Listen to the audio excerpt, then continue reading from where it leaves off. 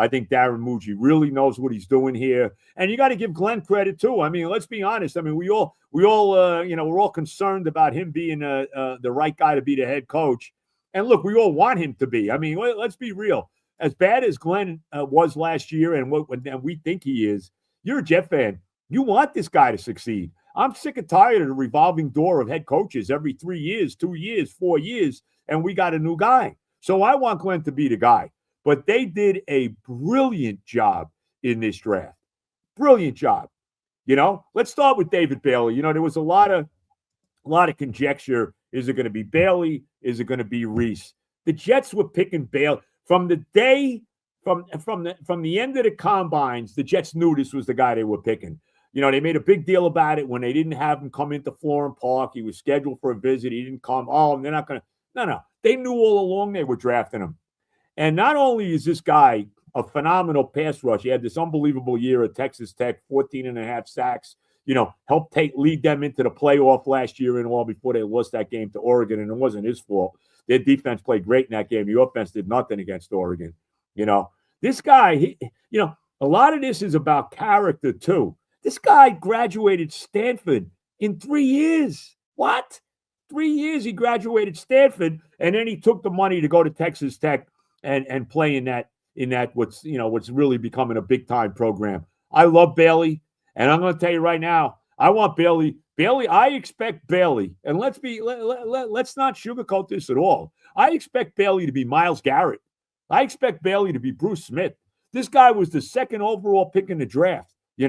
I don't want, dare I say Lawrence Taylor. I really don't want to say that. I don't want to compare anybody to him, but that's the kind of player when you're the second pick overall in the draft, especially in a year where there was a big quarterback that went one, okay? You better be that kind of guy. And I expect Bailey to be that. I got to tell you right now, bro, I expect Bailey to be, like I said, Myles Garrett, that kind of player, a Hall of Fame caliber player. I really do. That's number one with him. I love the pick of the kid, the tight end from Oregon, Sadiq. I think this Sadiq, he's going to be a tremendous player. He's a freak athlete, okay? Watched him play a couple games at Oregon, basically the games in the playoffs. He's a big-time receiver. And the fact that they were able to get him at 16 and then turn around and Muji coming back into the first round to get Omar Cooper from Indiana, oh, my God. I mean, come on. You have just added two major weapons to this offense to Geno Smith's to throw the football to. And I expect these guys, every one of these guys, Bailey, Cooper, Sadiq, to be starters from day one and to be major contributors to this football team from day one. And then we move on to what he did in the second round, taking this kid Pons, who basically is a clone of Aaron Glenn. And here's the thing, and what I had heard is that they really loved the kid, the linebacker who played with Bailey at Texas Tech, Rodriguez, but Miami jumped in front of the Jets, took him before the Jets were able to, which is fine. Bouncing back and getting this kid was just this kid was a terrific player. And I love the fact too, bro. Here's what I love. You look at Bailey, you look at Sadiq, you look at Cooper and Pons. All four of these guys were in the playoffs last year. All four of these guys were from winning programs. And you took two guys from the national championship team in Indiana who played for Signetti, and this guy is a big-time coach. No, I love what they did in this draft. And let me even go beyond. Drafting Cade Klubnik, who obviously, to me, was the quarterback they were looking at all along. And that goes back to the plan that Muji had here going into this draft. They loved this kid Klubnik all along. They actually traded back up into the fourth round. They moved up to get him. This is the guy they wanted. And I understand he wasn't a ballyhoo guy. He wasn't Carson Beck. He wasn't the kid Aller from Penn State who wound up going ahead of him. Beck goes to the Cardinals. Aller goes to the Steelers. They love this guy played foot. He was and this is the kind of stuff that you got to love. He's a 4-year starter at Clemson, played all 4 years at Clemson, had a big year his junior year. He threw 36 touchdown passes that year. Not so much his senior year, but the team was kind of down. He played for a big-time coach in Dabo Swinney, right, in a big-time program, which is Clemson. He never transferred out to take the money to go somewhere else. I like this kid. I think it's a 4th-round pick. This is a hell of a pick. And I'm not saying he's going to turn out to be our franchise quarterback. I'm not saying that in any way, shape, or form. That guy, probably more than likely still remains to be taken in next year in the 1st round by the Jets. But this guy, first of all, you drafted him in the 4th round. This is a kid that's got no pressure. There's no pressure on this kid. This kid comes here with no expectation level whatsoever. I hope that he winds up being a solid backup to Geno. That's what I'm hoping for this guy. But who knows? Dak Prescott was a 4th-round pick. Joe Montana was a 3rd-round pick. We all know where Tom Brady was picked in the draft. Brock Purdy was the last pick in the draft, right? What do they call that again? Mr. Irrelevant. Mr. Irrelevant. The Jake Asman Show is now presented by PrizePicks. PrizePicks is a daily fantasy app made simple. Just pick more or less on your favorite players' projections and build your lineup in seconds. Download the PrizePicks app today. Use code HMA to get $50 in lineups after you play your first $5 lineup. And PrizePicks is already offering NFL futures, including futures for New York Jets players. Take a look at the lineup that you see on the screen. Garrett Wilson, more than 4.5 reception touchdowns. David Bailey, he's going to have at least 7 sacks his rookie year. Arvell Reese, almost a Jet. I think he'll have at least 3 sacks in his rookie year with the Giants. That is a 3-pick power play, $10 to pay out $60. That is just an example of some of the lineups you can make over at PrizePicks. Make your own lineups today for any sport. Just download the PrizePicks app, use the code HMA, and get $50 in lineups after you play your first $5 lineup. And look at him. Now, granted, he's playing for a big-time head coach and a big-time team in the Niners. But I don't know what Klubnik's going to be. So I love this draft. I love what they did getting this offensive lineman in monster. What's his name? I forget his last name. The kid they got from the U. From Miami. Cooper. Yep. Yeah, right. He may be a starter too. He may be starting. He may be the guard that takes over for Simpson, who left. So I'm thrilled. I even that big nose tackle they took from Florida State, Jackson. I mean, who knows? So I think that this was an unbelievable. Again, it's only on paper. We got to see these guys play. It's a big lottery. Nobody really knows what these guys are going to be. But I really think that Darren Muji and Aaron Glenn did a spectacular job with this draft. I really do. And I expect, like I said, the first 4 guys that we picked, I expect every one of these guys to be starting and be a major contributor to this football team next year. So I want to go back to what you said about Bailey, because I agree with you. The expectation should absolutely be high. He was the 2nd pick in the draft. We all knew that the Jets could pick any player they wanted besides Mendoza, who obviously was going number 1. But for him to be the level of player you're describing like a surefire Hall of Famer. Yes. What if he's not that, but he's very, very, very good? Like, would you settle for a guy like Will Anderson Jr. from the Texans, for example? Yeah, I'll take that. But I want more than that. When you're the 2nd pick in the draft, and like I said, if you take the quarterback out, he would have been probably the first pick. Come on. I expect, like I said, bro, I told you, I expect Myles Garrett. I expect Bruce Smith. This is what I expect. I don't want to go to Reggie White and I don't want to go to LT, but that's the kind of guy I expect. And the fact that this kid, I'm telling you right now, I mean, to me, this is a big factor why the Jets took him. The fact that he graduated Stanford in 3 years, Stanford's not exactly, Prairie View here. Okay. You gotta be smart to go to Stanford. I know they have athletic college scholarships, but you're no dummy if you're going there. I mean, that's basically an Ivy League school on the West Coast. All right.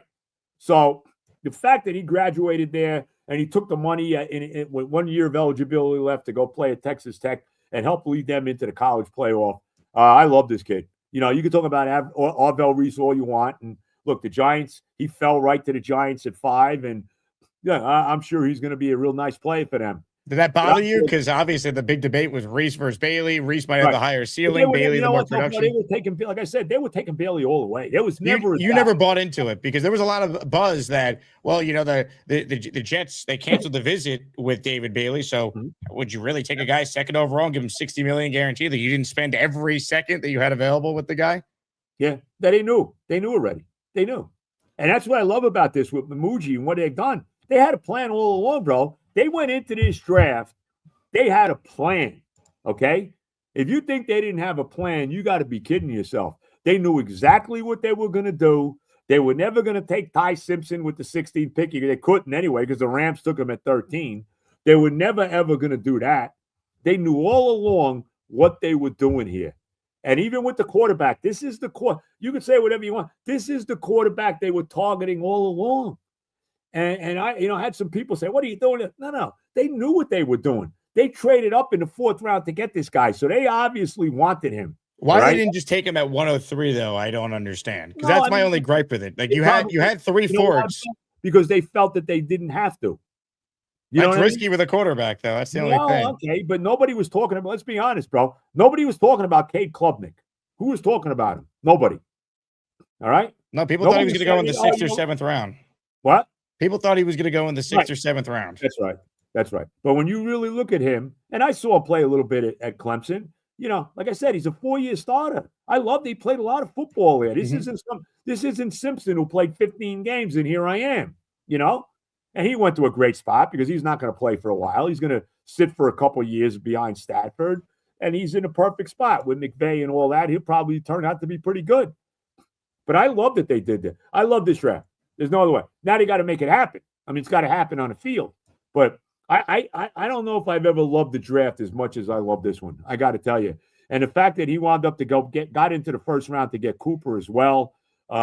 That made the night to me, Joe, because I don't know how you felt in real time, but watching it, and I was there, so just being in like the media room behind the stage and kind of living in real time, like when they made the pick of Sadiq, it's not that I didn't like the player, I just didn't trust, the Jets are going to be the team to get the most out of the tight end in the offense. They really need a receiver, and then I don't need to tell you about the Jets' history of drafting wide receivers in the 2nd round beyond. So when they made the move back into round 1 to get Omar Cooper Jr., who I would have been fine with at 16. I'm like, great. Wow. With 2 pass catchers, the Jets in their history have never come away with from a 1st round with 2 pass catchers in the same draft class. Yeah. So that's unbelievable right there. And again, the fact that all these guys come from winning programs, bro, to me, that is a very big deal. I really believe it. And like I said, going back to, you want character guys too. And this Bailey, obviously, he's a character guy. So I love what they've done here. I'm very excited about the football team. I think this team's going to be much better. I mean, this is a completely revamped team. I mean, you take a look at this defense. This is a whole new defense. I mean, when you look at what they did in free agency, when you look at what they did trading for the guy Sweat from Tennessee, bringing in Demario Davis, who's really going to be a leader in that locker room, bringing in Minkah Fitzpatrick, the defensive back from the Bears that they brought in, I love what they've done here. I can't say enough. And I think they're going to be much better than people think. I think Geno's going to be a solid player for them next year. I think they got a really solid offensive line. They got a bunch of weapons on offense now. I think Breece Hall's going to have a monster year. Breece Hall is playing for a contract. Do you want him to get that contract before July 15th or play on the tag? Because they can either get a deal done by July 15th or he plays on the tag for the year. Well, either way, I don't mind him playing on the tag because that means he's playing for a contract. I have no issue with that at all, Jake. I really don't. And the fact that Frank Reich, and this may be the best move they've done all offseason, is bringing in Frank Reich to be the offensive coordinator because Frank Reich is going to utilize Breece Hall correctly. They never threw the ball to him last. I understand part of it was you had a quarterback that couldn't throw the ball to anybody, but they never threw the ball to Breece Hall. You watch the kind of year. He's going to have a big year, bro. He's going to be a mini Christian McCaffrey type player. Running, catching the football. You got Allen back. You got Wilson back. You got the kid Cooper now. You got Sadiq. You got Taylor. You got this offensive line that they have. Bro, you got now you got, at least on paper, you got an NFL defense, which they didn't have when the year ended last year. So I'm excited. Like I said, do I expect the Jets to make the playoffs this year? I don't. But what I want, and I've said this to a number of people, when we get to December and it's showing that playoff layout that they always show, right? And they got that last column in the hunt. I want to see the Jets in the hunt. You know what I mean? I don't want the season over at my birthday at the end of September. I don't want the season over at Halloween. I want to see them in December, and we still got a chance to make the playoffs. That's what I'm looking for. So I think this is going to be a better team than you think. And I think Gino is going to have a real. I'm telling you right now, I think Gino's going to have a really good year. And bombs away with Gino chucking the football to Wilson and Cooper and Sadiq and Brees Hall. Let's go. Well, they, at least for the first time in a while, you could say, have the makings of a real solid offense if they could protect Geno. Because I don't think Geno Smith is great, but I don't think he's as bad as what he was on an awful Raiders team last year. And you always like the guys that have that chip on their shoulder. And Geno's got a real chip on his shoulder, which I like, and they can protect him. And they have, like, you look at the Jets offense, like, look at the players now: Garrett Wilson, Omar Cooper, A.D. Mitchell, Kenyon Sadiq, Mason Taylor, Brees. You got a real offensive line I think we feel pretty good about. Like, if Frank Reich is not just, in over his head, getting past him by, there's no reason why this team can't score 22, 23 points a game. Like, I don't think that's crazy. Nope. No. I'm very excited. I think we're gonna have a, and you know what I like too? Here's something else that I think really helps the Jets this year. Okay. They're going to fly under the radar in New York. All the attention is going to be on Harbaugh, on Jackson Dart, on the Giants. A lot of people, and I do too. I think the Giants have a real shot to win the division. I really do. I think the NFC East is, the Eagles are coming back to the pack. I think that's a real winnable division for the Giants. So that's another good thing. I think the Jets will fly under the radar in New York, where all the pressure, all the ballyhoo, all the notoriety is going to go to the football Giants. And I like that. And let the Jets kind of be under the radar and, doing what they do. I think that's a factor as well. So I am a believer in the general manager, and obviously, the major decision he'll make is, I agree with you, probably the big swing at quarterback in 2027. Yep. But with Glenn, what does he have to do to show you that he should be here for 2027? Because obviously, they get off to anywhere close to this type of start they had last year, he might not make it through the year. And even if they win some games late, like, to me, it's not even just the record, Joe. It's how they look, how you get to the record. That says a lot about his future. What does Aaron Glenn have to do in your eyes to prove that he belongs to get that third year to be here with Muji for the 3 firsts and the most cap space in the league a year from now? Well, like I said, be in the hunt. Show me, and be playing meaningful football in December. I think that's fair. I think that's fair. Be playing meaningful football in December. And again, none of us like Aaron Glenn. But if you're a Jet fan, you really want this guy. I want him to make it. I'm sick and tired of every time we turn around, bro, we're looking at a new head coach. I mean, I think every Jet fan should feel the same way. I want to see Aaron Glenn turn into the guy that we've been waiting for 100 years, certainly since Rex Ryan. I mean, come on. And the litany of garbage that have been the head coach of his team since. I mean, come on. So I want to see him make it. And I think that's is fit. If we are in the hunt in December playing meaningful football with a chance to make the playoffs, even if we don't get there, I think that's what we're looking for, not only as Jet fans, but to keep Aaron Glenn here for another year at least. His gold. Doug wrote in. He goes, Joe, I've always been impressed by your excellent memory. What's your secret? I like to share with my parents, who are both a little older than you. It's bro, my secret. I've lived it. I've seen it. I started following sports. My first memory of sports was Bill Mazeroski's home run in the World Series in 1960, right? I've seen it all. I've seen the Mantle Maris in 61. I've seen everything. I've seen every one of my teams win championships. Who can say that with the teams I root for? I've seen them all. I see the Jets win the Super Bowl. I've seen the Knicks win 2 championships. I've seen the Mets win 2 championships. I've seen the Rangers win a championship. I mean, come on. Did you always have like the photographic memory? Because Joe, I've had you on.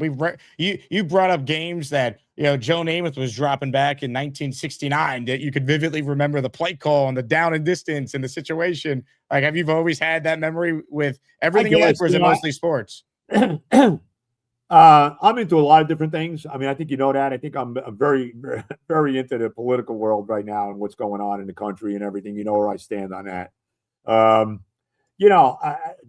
I just always have been. It's funny, when I was 5 years old, okay, my grandfather, who was big into the politics, we would go out, like on election night, we would go all over the place to the different places to see different politicians and stuff. This is when I was a kid, and my grandfather, when I was 5 years old, he got me this game where with all the presidents, And by the time I was 6 years old, I could name every president, backwards and forwards, So I was always into that. I was always into the history. And it just kind of, sports the same way. I just have always been into history. And it's unfortunate today that the young people in this world today really have no sense of history, whether it's sports history or whether it's the history of this country. And I understand that they don't teach American history in the schools anymore, which is a major problem. But I don't want to get into all of that. But yeah, I guess I just, it's just been fortunate, bro. And like I said, I've lived it. I've lived all of this stuff. You know what I mean? I've seen I like to say it. I have seen the evolution of sports in this country to go from, to being the massive business that it is today. When you were growing up, baseball was by far the number one sport? Yes. And when did you get a sense it became football, which it obviously is now? I think football started to really become the number one sport once the merger hit. I think by 1970, football was taken over as the premier sport in this country. I don't think there's any question about it.